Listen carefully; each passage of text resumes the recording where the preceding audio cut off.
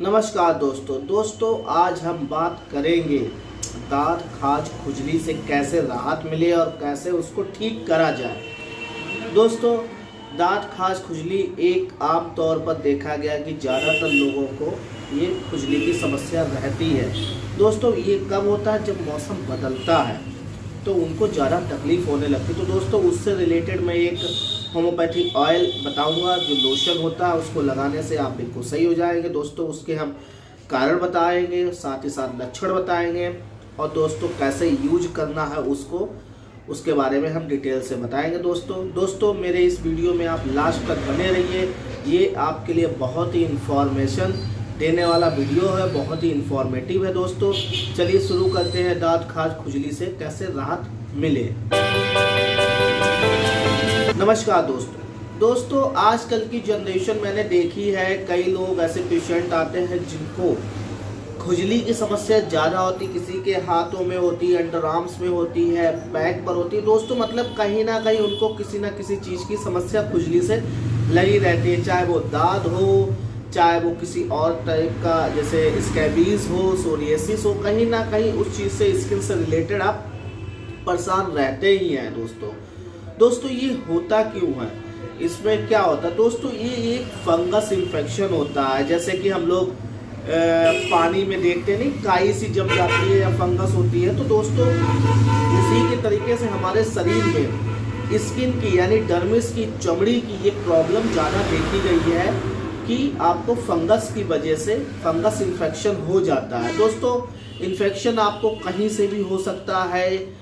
कैसे होता है इसका कोई वही नहीं होता है कि क्या होता है। कभी कभार तो देखा गया कि स्कैबीज वगैरह होता था, तो वो एक कीड़े की वजह से कभी कभार हो जाता है। कीड़ा अगर आपको काट लेता है वो बड़ा हो जाता है एकदम से, जैसे कि आपको बोलते हैं अर्टिकेरिया का रूप जैसे नहीं हो जाता, उस टाइप में फैल जाता। तो दोस्तों कहीं ना कहीं से ये हमारे फंगस इन्फेक्शन डाइजेशन से भी देखा गया है कि डाइजेस्टिव सिस्टम अगर आपका बेकार है, खराब है, उसकी वजह से भी आपको स्किन की समस्या ज़्यादा लगी रहती है। दोस्तों इसमें होता क्या है, इसके मैं कारण क्यों बात कर लेता हूँ कि हो क्यों जाता। दोस्तों कभी कभार देखते हैं कि ये आपको जो फंगस है, किसी का घर में फैमिली मेम्बर में अगर एक बंदे को है तो वो दूसरे बंदे को हो जाता है, फिर दूसरे से तीसरे। दोस्तों ये इन्फेक्शियस डिजीज़ होती है, कम्युनिकेबल डिजीज़ होती है। इन्फेक्शियस क्योंकि एक दूसरे से इन्फेक्शन फैल जाता है। इन्फेक्शियस में यही होता है, जैसे दोस्तों जो उस चीज़ से परेशान है, जैसे कि जिसको दांत खाज खुजली या ये सब चीज़ें, उसकी अगर आपने टॉवल यूज कर ली है या फिर आप उसके साथ बिस्तर पर सोते हैं, तो दोस्तों कहीं ना कहीं आपको कांटेक्ट उससे रहे हैं, हैंड शेक ज़्यादा करते हैं उनसे, या फिर कोई चीज़ मतलब कांटेक्ट वाली ज़्यादा चीज़ें उसका यूज करते हैं, टॉवल से लेकर सब कुछ यूज करते हैं, तो दोस्तों उससे चांस ज़्यादा होता है कि आपको चर्म रोग की समस्या हो ही जाती। दोस्तों चर्म रोग यानी स्किन डिजीज की समस्या। दोस्तों दूसरा कारण होता है जैसे कि मौसम बदलता है, जैसे कि गर्मी से सर्दी, सर्दी से गर्मी में जब आप जाते हैं तो बहुत ही खुजली की समस्या शुरू हो जाती है। किसी को रैशेस ऐसे ही होने लगते हैं, रेड स्पॉट में धब्बे पड़ने लगते हैं, सर्किल होने लगता है, या फिर रिंग वर्म हो जाते हैं। दोस्तों ये सब कहीं ना कहीं वेदर के चेंजेस होने की वजह से भी होता है। और कभी कभार दोस्तों देखा गया कि डैम्प वेदर मतलब उमस वाला, सीलन वाला, जैसे कि आप एक कमरे में आप रह रहे हैं, अंडरग्राउंड में आपका कमरा है, तो अंडरग्राउंड कमरे में आप देखते हैं कि दीवारों पर सीलन सी होती है। तो दोस्तों वो सीलन ज़्यादा होने के कारण आपके बिस्तर तक पहुंच जाती है, जिसमें आप देखते हैं कि गर्मी में भी आपके बिस्तर एकदम से ऐसे ठंडे ठंडे से लगते हैं और ऐसा लगता है कि आप सीलन हो, पानी जैसे लगता रहता है। तो दोस्तों उसमें अगर आप लगातार ज़्यादा दिनों तक सोते हैं या फिर आप वहीं पर रहते हैं, तो दोस्तों उसकी वजह से भी दांत खाज खुजली की समस्या हो जाती है। तो दोस्तों ये तो कारण थे जो कि बहुत ही हार्मफुल होते हैं, जिनकी वजह से आप बचाव कर सकते हैं। अब दोस्तों हम लक्षणों की बात कर देते हैं। दोस्तों लक्षण आपको पता ही है, जब भी आपको दांत खाज खुजली होगी तो आप क्या करेंगे? उसको इचिंग करें, खुजलाएंगे। तो दोस्तों एक आदत बन जाती है कि नहीं यहाँ पर खुजली हो तो इसको खुजलाते हैं। तो दोस्तों कभी कभी आप इतना अच्छा खुजला देते हैं कि वो खुजली में ही खून निकल आता है, देखते हैं अरे ये तो खून निकल आया। तो दोस्तों ऐसे आपको ज़्यादा इचिंग होती है। सबसे पहला इसका लक्षण आपको बताई दिया कि इसको इचिंग होती है। दोस्तों स्कैबीज हो जाती है। स्कैबीज में भी आपने देखा होगा कि लाल लाल से चकत्ते, मतलब छोटे छोटे से दाने उभर से आ जाते हैं एक एरिया में, राउंड शेप में होते हैं कभी कभार, और छोटे छोटे दाने जैसे कि अपना बोल रहे स्ट्रॉबेरी के जो बीज होते हैं, मतलब उसके ऊपर जो लगे होते हैं, तो वैसे वो उभर के आ जाते हैं। तो दोस्तों वो स्कैबीज के होते हैं, तो उसमें भी दोस्तों बहुत ही खारिज होती, खुजली होती। दोस्तों ये तो थे लक्षण जो आपको नॉर्मली पता ही होते हैं कि इसके लक्षण क्या हो सकते हैं। खुजली होगी, पपड़ी सी जमाई, ड्राई स्किन हो जाती है, दांत नुम जैसे ब्राउन स्कलरेशन हो जाएगी। तो दोस्तों ये तो सब लक्षण होते हैं। दोस्तों ये किसी भी कारण से हो जाते हैं, खुजली होती है आपको, ये सब चीज़ें होती रहती है। दोस्तों अब हम बात कर लेते हैं होम्योपैथी ऑयल के बारे में।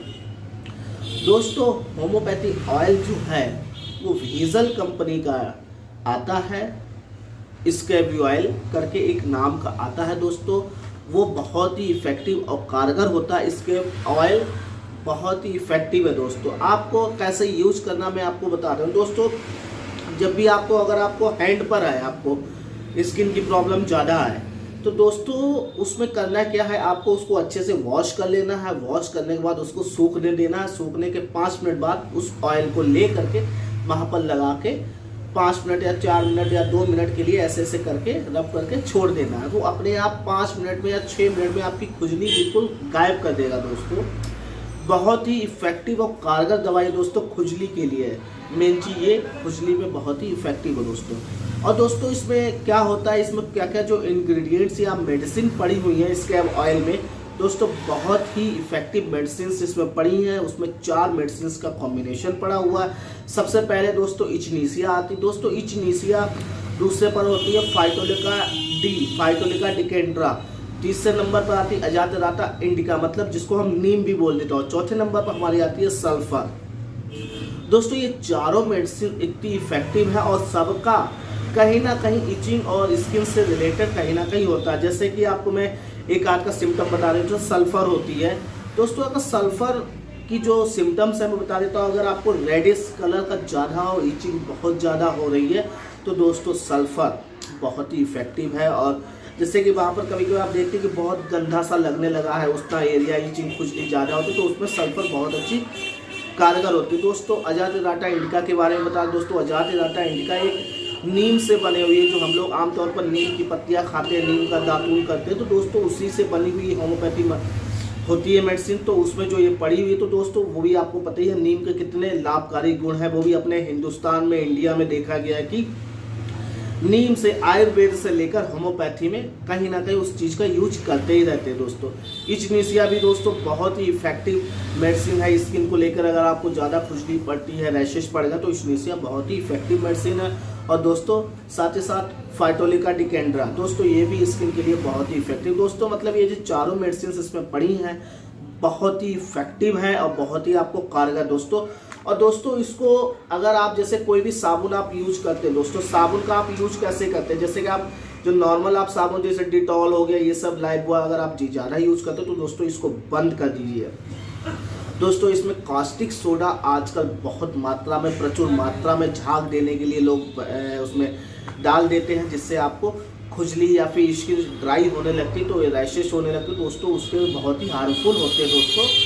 दोस्तों मैं आपको बताता हूँ कि कौन सा आपको यूज करना है। दोस्तों होम्योपैथी में WSI कंपनी के बहुत ही अच्छे सोप आते हैं, साबुन आते हैं। अगर आप यूज करते हैं साबुन का तो आप वो वाला यूज कर सकते हैं। और दोस्तों एक आयुर्वेदिक में HRV कंपनी का भी आता है, वो भी आप यूज कर सकते हो। दोस्तों मेडिकेटेड जितने भी सोप होते हैं जो नॉर्मली होते हैं, जिसमें नीम, तुलसी और एलोवेरा अगर पड़ा हुआ तो आप वो यूज कर सकते हैं। दोस्तों उस यूज करने के बाद दोस्तों आपको यूज करना कैसे है, जैसे कि आपने मॉर्निंग में उससे नहा लिया, नहाने के बाद आप उसको अपने शरीर को अच्छे से सुखा लें। सुखाने के बाद उसको 5 मिनट थोड़ा सा ऐसे ड्राई रहने दें। उसके बाद आप स्कैब ऑयल जहाँ भी आपको मतलब नेक के नीचे, दोस्तों ऊपर नहीं लगाना। अगर आपको माथे पर है या फेस पर तो उसका यूज ना करें, क्योंकि दोस्तों कभी कभार अपने जो फेस की स्किन होती है बहुत ही नाजुक होती है, सेंसिटिव होती है, जिसकी वजह से आपको दिक्कत हो सकती है। तो दोस्तों आप नीचे के नेक के नीचे से आपको पूरी बॉडी में जहाँ भी है आप उसको लगा सकते हैं। और अगर आपको चेहरे पर, अगर आपको सिर्फ लिप्स पर मतलब चीक्स पर है, फोरहेड पर, तो आप फोरहेड पर थोड़ा बहुत यूज कर सकते हैं। बस आँखों को कांटेक्ट से दूर रखें। क्योंकि दोस्तों उसमें कई कबार ऐसे मेडिसिन अल्कोहल वगैरह पड़े होते हैं जो आपको आंखों में अगर चले जाते तो आपको इचिंग बर्निंग सेंसेशन पैदा कर देते हैं। तो दोस्तों साबुन आप यूज करने के बाद अच्छे से हाथ धुलने के बाद उसको अच्छे से आप एक बार चाहे मॉर्निंग में लगाने चाहे आप नाइट में, मतलब एक बार आप उसका यूज करें। अगर दोस्तों आपको लंबे समय से ये समस्या रहती है खुजली की, दाद की, तो आपको कम से कम 1 महीने तक, मतलब 30 से 35 दिन तक आपको उसको लगाना है, जिससे आपको उसमें जो खुजली है वो प्रॉपर बिल्कुल सही हो जाएगी और दोबारा नहीं होगी दोस्तों। तो इसलिए मैं आपको इन्फॉर्मेशन इसीलिए बोल रहा था कि ये लास्ट तक आपको वीडियो देखना बहुत ही ज़रूरी है, क्योंकि ये स्कैब ऑयल बहुत ही इफेक्टिव और कारगर ऑयल है दोस्तों। आशा करता हूं दोस्तों आपको ये समझ में आ गया होगा। अगर आपको समझ में आ गया तो मेरे चैनल को लाइक कर दें, शेयर कर दें और साथ ही साथ सब्सक्राइब करें। और दोस्तों अगर आप मेरे चैनल पर नए हैं तो सब्सक्राइब करना जरूर ना भूलें और साथ ही साथ दोस्तों बेल आइकन का जरूर बटन दबा दें, जिससे हमारे जो नोटिफिकेशन होते हैं, हमने वीडियो अपलोड होते हैं, वो आप तक पहुँच सकें दोस्तों। मैं ऐसे ही दोस्तों नॉलेजेबल डिजीज से रिलेटेड, मेडिसिन से रिलेटेड वीडियो बनाता रहता हूँ, आप तक मैं पहुँचाता रहता हूँ, जिससे आपको घर बैठे इलाज मिल सकेगा और आपको कहीं भी किसी डॉक्टर के पास जाने की जरूरत नहीं पड़ेगी दोस्तों। आशा करता हूँ दोस्तों आपको ये सब समझ में आ गया होगा। अगर आपको मेडिसिन भी या कोई भी चीज़ की समस्या है तो आप हमारे कमेंट बॉक्स में जा करके आप कमेंट कर सकते हैं। अगर मुझसे अपॉइंटमेंट लेनी है तो मेरे लिंक में डिस्क्रिप्शन में मोबाइल नंबर, अपॉइंटमेंट नंबर आपको मिलता रहता है या फिर स्क्रीन पर प्ले होता रहता है। तो दोस्तों आप उस पर मैसेज कर सकते हैं, व्हाट्सअप कर सकते हैं, ईमेल कर सकते हैं दोस्तों। उससे हम आपकी प्रॉब्लम जान लेंगे और आपसे हम खुद कांटेक्ट कर लेंगे दोस्तों। और दोस्तों कांटेक्ट करने के बाद जो भी मेडिसिन आपको भेजी जाएगी उसका आप अच्छे से यूज करें और उसका जो भी चार्जेस होगा वो आपको फ़ोन पे, गूगल पे या पेटीएम के थ्रू आप अकाउंट में ट्रांसफ़र कर सकते हैं। अब कल मैं फिर से नए वीडियो के साथ आपके सामने पेश हूँगा, इसलिए थैंक यू। जय हिंद, जय भारत।